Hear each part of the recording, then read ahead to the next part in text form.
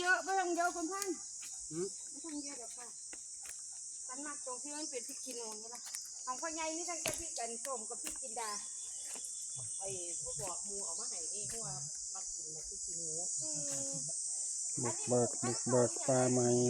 มันมาน้ำเปรี้ยวมันเปรี้ยวโอ้อันนี้ว่าเจ้าปลูกไร่บรี่อีกอ่ะมาน้ำเปรี้ยวก็ได้ปล่อยไว้ได้ไม่ได้ของที่ดีโอ้ยมันก็ซ้ำกันกับยุสาเนี่ยแหละเนี่ยเอ๊ะกว่าเพราะว่าคนละรุ่นนั้นเอาไปให้มันไงได้รุ่นเดียวกันมันเนี่ยบัดนี้เฮ็ดจังไรล่ะบัดเนี่ยเขาสิยังมาเอาน้ำเฮาบ่หรือจังใดบัดนี้สวรรค์พี่น้องสวรรค์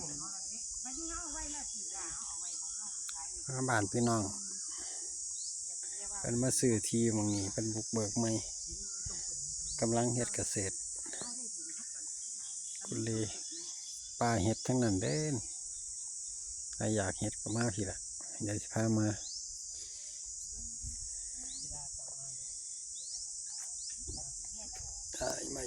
ย้ายมาอยู่ต้นกุ้งต้นกุ้งปลาไม้ใหญ่